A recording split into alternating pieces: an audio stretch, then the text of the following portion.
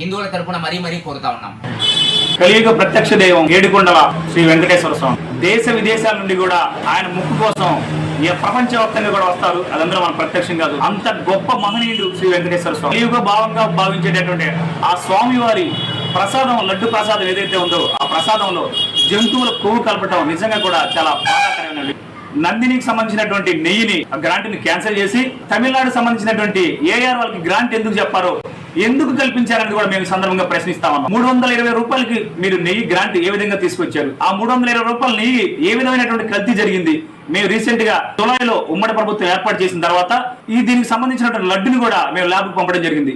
ఆ ల్యాబ్ లో ఈ కన్నీ విరిగినటువంటి రీతిలో జంతువుల కొవ్వు కలుస్తుందని రావటం ప్రపంచవ్యాప్తంగా ఉన్నటువంటి కోట్ల మంది భక్తుల్ని ఒక్కసారిగా కూడా ఆశ్చర్యానికి గురి చేసింది. మనం రీసెంట్ గా చూసాం, మధ్యప్రదేశ్ లో కావచ్చు, జార్ఖండ్ లో కావచ్చు, ఇతర రాష్ట్రాల్లో కూడా గత ప్రభుత్వ ముఖ్యమంత్రి అయినటువంటి వైఎస్ జగన్మోహన్ రెడ్డి దిష్టి బొమ్మలు కూడా తగలబెడతా ఉన్నారు. మేము ఈ సందర్భంగా గత ప్రభుత్వంలో ఉన్నటువంటి నాయకులందరికీ ఒకటే చెప్పదలుచుకున్నాం, రేపటి నుంచి మీరు మన రాష్ట్రమే కాదు పక్క రాష్ట్రాలు కూడా వెళ్ళినటువంటి పరిస్థితి మీరు చేతులారా చేసుకున్నారని కూడా నేను ఈ సందర్భంగా మేము హెచ్చరిస్తా ఉన్నాను. ఏదైతే ఆ కలియుగ వెంకటేశ్వర స్వామి లడ్డు ప్రసాదంలో అవినీతి జరిగి జంతువుల కొవ్వును కలిపారో మా అధినేత పవన్ కళ్యాణ్ గారు డిప్యూటీ సీఎం, దానికి ఆయన ప్రాయశ్చిత్తంగా ఈ రాష్ట్రం బాగుండాలి, ఆ కలియుగ వెంకటేశ్వర స్వామి ఈ రాష్ట్ర ప్రజల ఆశీస్సులు ఉండాలి, ఆయన కన్నెర్ర చేస్తే రాష్ట్రం భూస్థాపితం అయింది, ఆ ప్రజలకు నేను అండగా ఉండాలని ఒక మంచి ఆలోచనతో వైసీపీ ప్రభుత్వం చేసిన తప్పిదాన్ని మా నాయకుడు ప్రాయశ్చిత్తంగా నిన్నటి నుంచి కూడా 11 రోజుల దీక్ష ఆయన మొదలు పెట్టారు. ఆయనకి సంఘీభావంగా రేపు మేము గురజాలపట్నంలో శ్రీ పాతపాడేశ్వరం వారి ఆలయం నందు కూడా మేము భారీ చండీ యాగం కూడా నిర్వహిస్తా ఉన్నాం. వచ్చిన భక్తులందరికీ కూడా తిరుమల వెంకటేశ్వర స్వామికి శాంతి కలిగే విధంగా నాయకుడు మద్దతు తెలియ విధంగా రేపు ఆ హోమ కార్యక్రమం నిర్వహించబోతా ఉన్నాం. వచ్చిన భక్తులందరికీ కూడా అన్నదాన కార్యక్రమం కూడా నిర్వహించి మా వంతు భాగంగా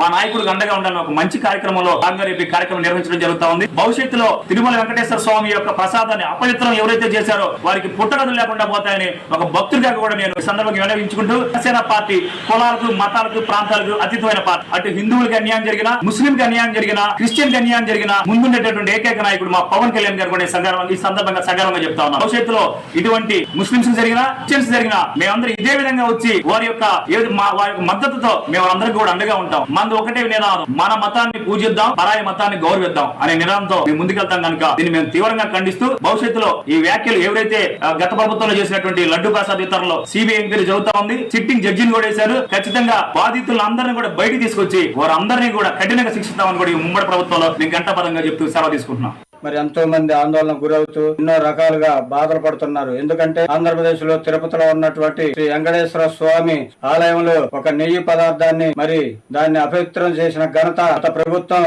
వైఎస్ జగన్మోహన్ రెడ్డి అని స్పష్టంగా తెలిసింది. దీని మీద ప్రపంచ వ్యాప్తంగా ఒక చర్చ జరుగుతుంది. మరి దానికి చైర్మన్ గా ఉన్నటువంటి చేసినటువంటి వి సుబ్బారెడ్డి, బోమన కరుణాకర్ రెడ్డి వీరందరూ పవిత్రమైన పుణ్యక్షేత్రంలో అపవిత్రమైన జంతు నూనెను లడ్డు దాంట్లో వినియోగించి అపవిత్రం చేసి ఆంధ్రప్రదేశ్ ని భారతదేశంలో ఎక్కడా తలెత్తుకునే పరిస్థితి లేకుండా గత ప్రభుత్వాలు ఎన్నో రకాలుగా చేశారు. అందులో ఇది ఒక భాగం.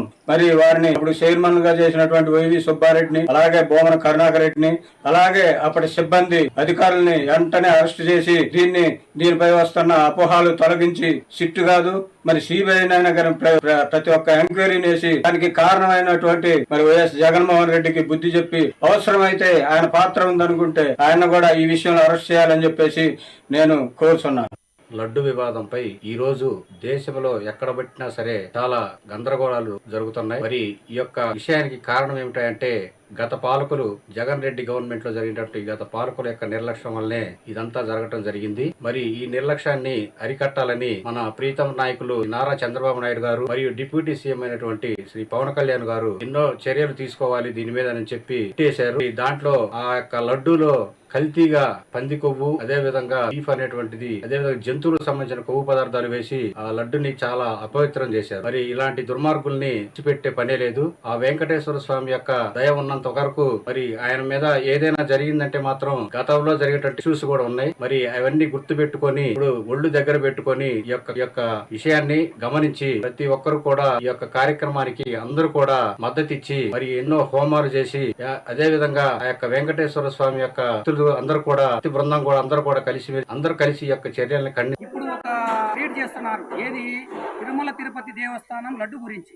ఈ తిరుమల తిరుపతి దేవస్థానం అనేది ప్రపంచవ్యాప్తంగా గొప్ప పేరు కలిగినది, ప్రసిద్ధి చెందిన దేవస్థానం.